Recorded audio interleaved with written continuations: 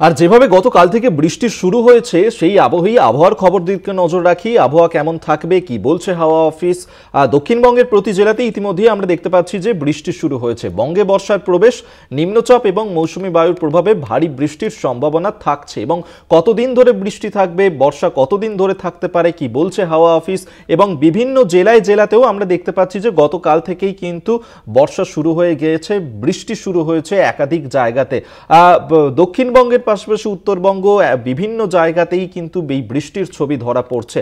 এবং হাওয়া অফিসের তরফ থেকেও যেমনটা জানান দেওয়া হচ্ছিল যে বুধবার থেকে অর্থাৎ আজ থেকেই কিন্তু বর্ষা প্রবেশ করবে।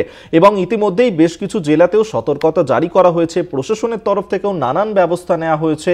এবং সেই একাধিক জায়গার ছবিও আপনাদের সামনে আমরা তুলে ধরব, যেখানে দক্ষিণবঙ্গের একাধিক জেলাতে গতকাল থেকেই যে বৃষ্টির ছবি আমরা দেখতে পাচ্ছি সেই জল ছবিটাও কিন্তু আপনাদের সামনে আমরা রাখবো। এবং এই যে আবহাওয়ার যে যেমনটা জানাচ্ছে হাওয়া অফিস যে এই বৃষ্টি আপাতত বজায় থাকবে।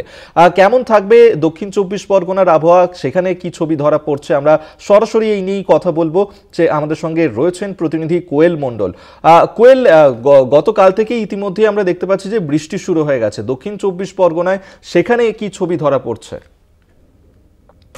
একদমই অভিক, দেখো একেবারে কিন্তু দীর্ঘ প্রতীক্ষার অবসান ঘটিয়ে অবশেষে নিম্নচাপের হাত ধরে দক্ষিণবঙ্গে প্রবেশ করেছে বর্ষার বৃষ্টি।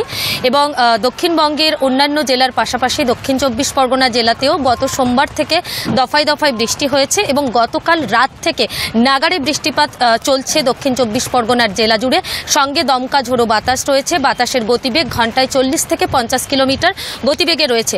তবে দক্ষিণ চব্বিশ পরগনার সুন্দরবনের উপকূলীয় এলাকা অর্থাৎ নামখানা, কাকদ্বীপ, সাগর, পাথর প্রতিমা, ফ্রেজারগঞ্জ, ডায়মন্ড হারবার, রায়দিঘি এই সমস্ত উপকূলীয় এলাকায় ঝড় বৃষ্টির দাম যথেষ্ট বেশি হয়েছে। একেবারে গতকাল রাত্রি থেকে অর্থাৎ রাত 8টা থেকে দক্ষিণ চব্বিশ পরগনা জেলায় প্রায় প্রত্যেকটি প্রান্তে বৃষ্টি শুরু হয়েছে। সেই বৃষ্টির যে পরিমাণ সেটা কিন্তু বিগত কয়েকদিনের তুলনায় যথেষ্ট বেশি, অর্থাৎ ভারী থেকে অতি ভারী বৃষ্টি হচ্ছে। এবং যার কারণে এই নাগাড়ে বৃষ্টিপাতের ফলে কিন্তু এই মুহূর্তে যে খবর আমাদের কাছে এসে পৌঁছচ্ছে, জেলার একাধিক নিচু এলাকা, বিশেষ করে চাষের জমি, পুকুর থেকে শুরু করে বেশ কয়েকটি বাজার এবং লোকালয় সেগুলো জলমগ্ন হয়ে পড়েছে। এই মুহূর্তে কিন্তু একেবারে প্রবল বর্ষণ হচ্ছে। আমি রয়েছি দক্ষিণ চব্বিশ পরগনার অন্যতম মৎস্য বন্দর নামখানা ঘাটে। তুমি দেখতেই পাচ্ছ প্রবল বৃষ্টি হচ্ছে এবং ঘাটে কিন্তু সারি সারিভাবে ভিড় করে রয়েছে মৎস্যজীবী ট্রলারগুলি। একদিকে যেমন নিম্নচাপ রয়েছে বঙ্গোপসাগরে, অন্যদিকে দক্ষিণবঙ্গে সেখানে কিন্তু সক্রিয় রয়েছে দক্ষিণ পশ্চিম মৌসুমী বায়ু। কার্যত দুয়ের জোড়া ফলায় প্রবল দুর্যোগ জারি রয়েছে দক্ষিণ চব্বিশ পরগনা জেলা জুড়ে। বিগত দিনের মতন অর্থাৎ গতকালের মতন আজও কিন্তু দিনভর দক্ষিণ চব্বিশ পরগনা জেলায় বর্ষার ক্ষেত্রে কমলা সতর্কতা জারি করা হয়েছে। অন্যদিকে গভীর সমুদ্রে মৎস্য শিকারের ক্ষেত্রে লাল সতর্কতা জারি করা হয়েছে। আজ এবং আগামীকাল গভীর সমুদ্রে মৎস্য শিকারের ওপর নিষেধাজ্ঞা জারি করা হয়েছে। সমুদ্র থেকে ফিরে আসতে বলা হয়েছে মৎস্যজীবীদের। সেই দুর্যোগপূর্ণ আবহাওয়ার পূর্বাভাস পেয়ে ইতিমধ্যে নামখানা, সাগর, ফ্রেজারগঞ্জ, কাকদ্বীপ সহ বিভিন্ন বন্দরে মৎস্যজীবীর ট্রলারগুলো তারা কিন্তু ফিরে এসেছে। এবং যেহেতু তুমি জানো যে মাছের প্রজনন বৃদ্ধি এবং উৎপাদনের জন্য গত 2 মাস মৎস্য শিকারে নিষেধাজ্ঞা ছিল এবং গত 14 তারিখ সেই নিষেধাজ্ঞা ওঠে। 2 মাসের নিষেধাজ্ঞা কাটিয়ে যেহেতু মৎস্যজীবীরা রওনা দিতে শুরু করেছিল গভীর সমুদ্রে বাঙালির মূলত প্রিয় মাছ ইলিশ শিকারের জন্য, এবং মরশুমের প্রথমেই জালে ভালো পরিমাণ ইলিশ পড়ছিল। এই মুহূর্তে প্রায় কিন্তু গতকাল পর্যন্ত 35 থেকে 40 টন ইলিশ নিয়ে ফিরেছে বঙ্গোপসাগর থেকে মৎস্যজীবীর ট্রলারগুলি। এবং আবারও সেই দুর্যোগপূর্ণ আবহাওয়ার পূর্বাভাস পেয়ে তাদেরকে ফিরে আসতে হয়েছে। স্বাভাবিকভাবে খানিকটা কিন্তু এই মৎস্যজীবীরা তারা লোকসানের সম্মুখীন হয়েছে, তবে প্রকৃতির সঙ্গে লড়াই করার ক্ষমতা তো কারোরই নেই। এবং দেখতেই পাচ্ছ হাওয়ার গতিবেগ একেবারেই কিন্তু বুঝতেই পারছো তুমি দেখে।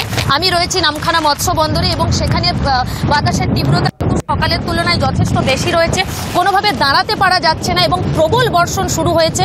উত্তাল রয়েছে নদী এবং সমুদ্র। ইতিমধ্যে প্রশাসনের তরফ থেকে উপকূলীয় এলাকায় মাইকিং করা হচ্ছে যাতে মৎস্যজীবীরা কোনোভাবে নদী সমুদ্রে রওনা না দেয়। অন্যদিকে আজ দিনভর এবং আগামীকাল দক্ষিণ চব্বিশ পরগনা জেলা জুড়ে এই প্রবল বর্ষণ জারি থাকবে। জেলায় কমলা সতর্কতা জারি রয়েছে এবং মৎস্যজীবীদের মৎস্য শিকারের উপর লাল সতর্কতা জারি করা হয়েছে। আপাতত ধন্যবাদ কোয়েল তোমাকে। এতক্ষণ কোয়েল আমাদের সঙ্গে ছিল এবং সেই যেমনটা আমাদের প্রতিনিধি কোয়েল মণ্ডল জানাচ্ছিলেন যে ইতিমধ্যেই কিন্তু দক্ষিণ চব্বিশ পরগনা জেলা জুড়ে যে বৃষ্টি শুরু হয়েছে তা নিয়েই ইতিমধ্যেই জেলা প্রশাসনের তরফ থেকেও সতর্ক করা হচ্ছে, মাইকিং করা হচ্ছে মৎস্যজীবীদের জন্য। ধন্যবাদ প্রতিনিধি কোয়েল মণ্ডলকে।